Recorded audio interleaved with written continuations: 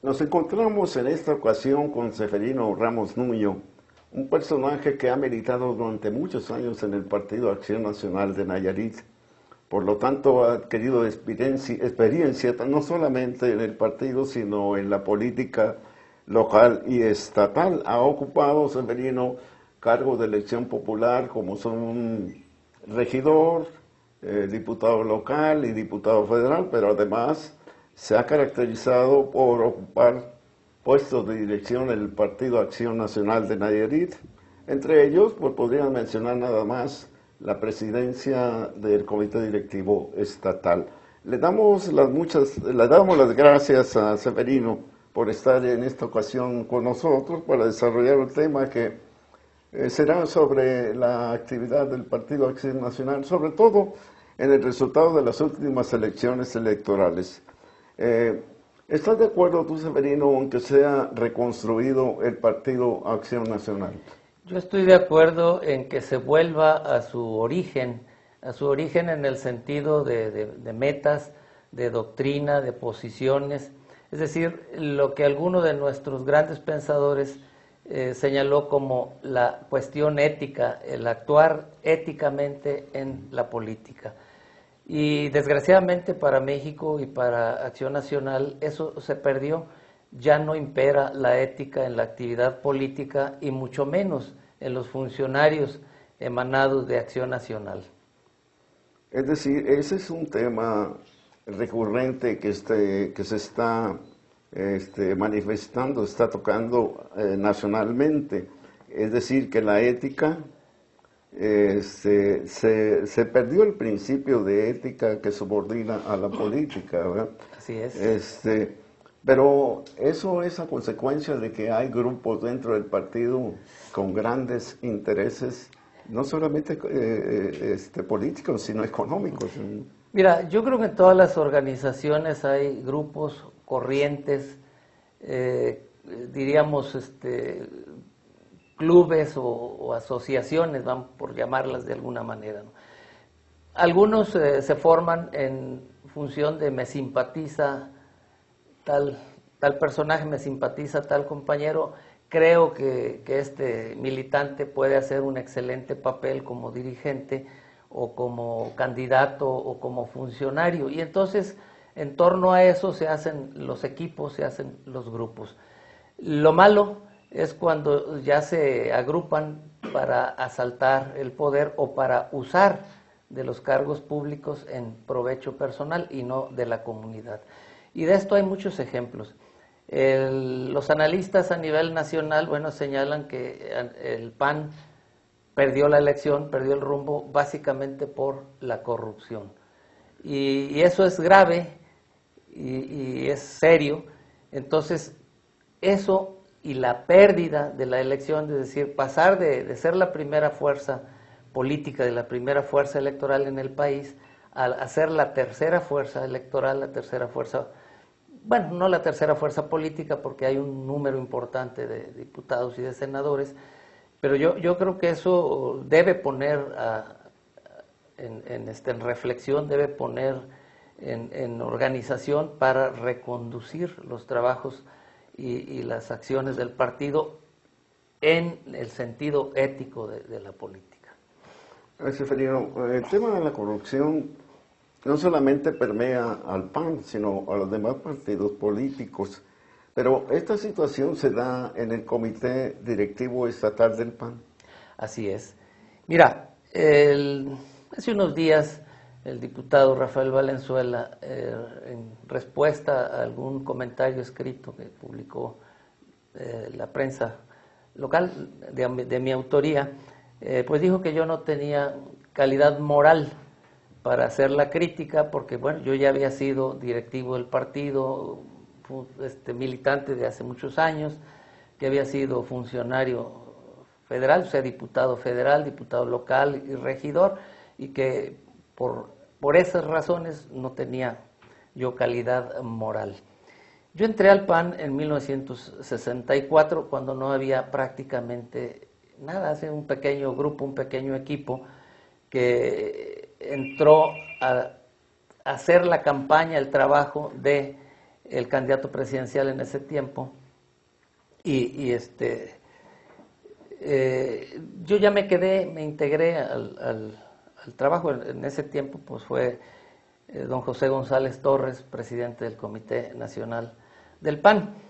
Yo duré desde el 64 hasta el 96 en la dirigencia estatal, como secretario tesorero de comunicación, pero de 90 a 96 fui presidente del partido, ya electo por el Consejo Estatal. Durante varios años no tuvimos Consejo Estatal porque no había la organización. Entonces le tocó a don Pablo Emilio Madero, como presidente del Comité Nacional, venir a presidir los trabajos para la integración del Consejo Estatal, y de ahí se nombró al primer presidente electo por Consejo, que fue Miguel Divildox Morfín. Bueno, yo entré como presidente del partido electo por el Consejo de 90 a 96. Cuando yo entro al partido como presidente, la votación del PAN a nivel estatal, medida en términos de la elección de diputados, era del 1.84%. En esos 6 años de trabajo, un equipo, la elevamos al 26.4%, participando en los 20 municipios. En la elección del 96 participamos en los 20 municipios y en los 18 distritos. No había financiamiento federal, no había financiamiento estatal, no había recursos, era el trabajo, eran las aportaciones de los militantes y de los dirigentes. Y hoy, bueno, la bolsa es apetecible, el cargo es peleado. ¿Por qué? Bueno, pues porque en el comité estatal todos tienen sueldo. Y yo podría decirte que el presidente gana entre 50 y 60 mil pesos mensuales, porque eso ganaba la anterior presidenta, la diputada Felicitas Parra Becerra. Y además, bueno, pues vehículos para moverse, celulares, etcétera, viáticos. Entonces es muy disputado el cargo, más que otra cosa, por esas ventajas, y luego, bueno, pues por lo que deja el cargo. Yo me explico el que hayan llegado en las administraciones del 97, 96, 97 para acá, varias gentes a los cargos, bueno, pues porque hay complicidad, hay grupos. ¿De qué le sirvió al PAN, por ejemplo, al PAN de Nayarit, que hayan llegado los hermanos Villaseñor a las diputaciones, gente afín al señor Echevarría, del grupo Álica? Entonces llega Alonso y llega Óscar, ¿y dónde están ahorita? Llega Rodolfo Rodríguez Abut, que si mal no recuerdo, él a algún medio declaró, cuando le reclamaron por qué se había regresado al PRI o por qué se había ido al PRI, siendo todavía diputado de Acción Nacional, pues yo ya cumplí, yo di la cantidad que se me pidió y aquí me regreso a donde yo creo que es conveniente. ¿Y qué me dices de el Chocolate Martínez, Marco Antonio Hernández? ¿Y qué me dices de Ramón Cambero, que protagonizaron un pleito ahí en el Congreso del Estado? Porque bueno, pues uno se salió para arreglar, o pidió licencia para arreglar algunos asuntos de corrupción, de señalamientos de corrupción, yo digo que se le hayan probado, y entra el que siguiente en la lista, Ramón Cambero, y ya no pudieron sacar. Y el pueblo de Nayarit le pagó de sus impuestos a Marco Antonio Hernández, bueno, pues más de 3 millones de pesos en compensación por los sueldos que no ganó porque no ejerció el cargo, pero al final de cuentas se cumplió con una sentencia de un juez federal, porque él recurrió a la justicia federal para que esta dijera que lo reinstalaran en el cargo, y al final no lo reinstalaron, pero sí le pagaron, porque se había terminado la legislatura. ¿Y de qué le sirvió al PAN la diputación de Rafael Cervantes Padilla? Él le aprobó todo lo que Ney quiso. El incremento de 7 a 17 magistrados, las cuentas públicas, todo lo que llegó al Congreso, él lo aprobó como coordinador de los diputados del PAN. En la presidencia del partido de la señora Felicitas se le removió de la coordinación y se puso al diputado Bautista de Compostela como coordinador, pero estos, Ramón Cambero y Rafael Valenzuela, entran en negociaciones con Rafa, y en cuanto gana Ramón Cambero la presidencia del partido, reinstalan a Rafa Cervantes en la coordinación de los diputados de Acción Nacional. Entonces, ¿de qué le ha servido a la institución, de qué le ha servido al partido político este tipo de gentes, de movimientos, de cargos? Pues, ¿no? Y luego, bueno, el colmo, cuando gana la presidencia municipal de Bahía de Banderas con el apoyo del PAN, con el registro del PAN, inmediatamente se pasa al PRI. Entonces, a mí no me queda duda de que hay contubernios, de que hay situaciones que no son muy honestas en este tipo de movimientos. Y ahí te podría decir de qué le sirvió al PAN Carlos Rodríguez Valdivia, el mismo Chato Muñoz, que siendo diputado y funcionario importante en el gobierno de Antonio Echevarría, gente de ese grupo, pues luego se postula como candidato del PRD y luego por Convergencias, etcétera, etcétera.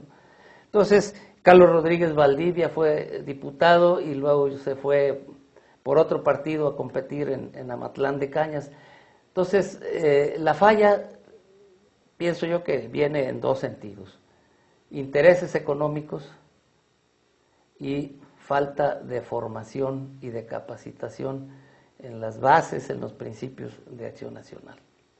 Se han olvidado. Se han olvidado. Severino,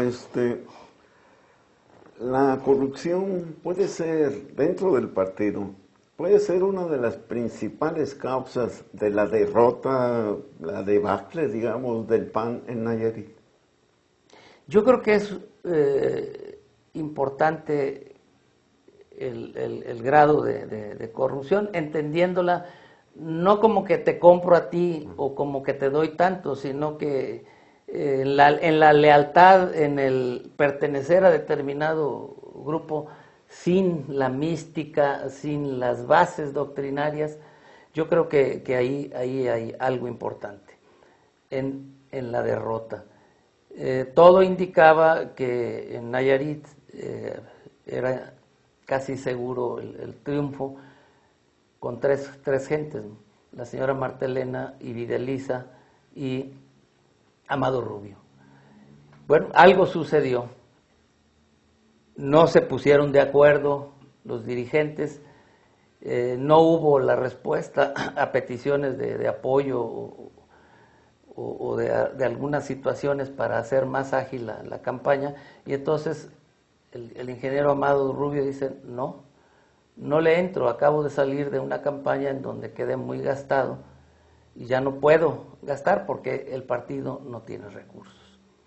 Luego, bueno, pues en el caso de la señora Videlisa hay ahí diferencias básicamente, según lo expresó ella, en que no se respetó la voluntad de los panistas del tercer distrito. Los panistas en la primera vuelta y en la segunda vuelta dijeron que querían de candidato al que fue presidente municipal de Ahuacatlán, y el comité estatal pues desoye o rechaza ese mandato de los panistas y pone en su lugar a la señora Ana Erika, que es militante del PAN. Yo no lo niego, pero al final de cuentas eso hizo que la señora Videlisa renunciara a la candidatura, para después, ignoro las razones o los motivos, regresar a la candidatura. Pero ese no y ese sí, creo yo que le bajó muchas posibilidades al PAN. Es más, la señora Videlisa no apareció en las boletas con su nombre. ¿Por qué? Bueno, pues porque cuando ella regresa ya se habían impreso las boletas.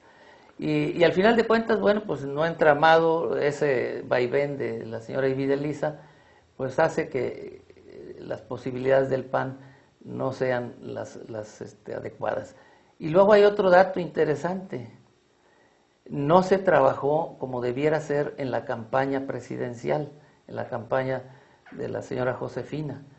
Y aquí se refleja en la votación ese no trabajo. 103,000 votos, así, números redondos para las candidatas a senadoras, pero 33 o 35,000 votos menos para la candidata presidencial. Entonces, todo ese desajuste se reflejó en la votación y se reflejó en que hoy seamos la tercera fuerza política. Pero además la desesperanza que dices tú ahí entre los panistas de Nayarit, sobre todo porque el gobierno federal no cumplió las expectativas, ¿verdad?, que tenía programadas para mucha gente. Yo difiero ahí un poco. La economía de México es muy sólida, hay unas reservas del Banco de México de muchos miles de millones de dólares. Cuando otros países están en verdadera crisis económica y de trabajo, en México, sin estar en jauja, como se dice, sin tener los grandes sueldos, pero hay estabilidad económica. Ha habido crecimiento de la economía, moderado si tú quieres, pero ha habido crecimiento y también ha habido crecimiento del empleo. Aquí quizá lo más grave sea la violencia, el sentimiento de inseguridad por la violencia, pero eso hay que entenderlo. No es la violencia del gobierno hacia sus ciudadanos o de las instituciones gubernamentales hacia los ciudadanos, es la violencia entre los cárteles, entre los grupos que se disputan las áreas de poder, de influencia, y pues se están matando entre ellos. Bien, vamos a hacer una pausa y enseguida continuamos.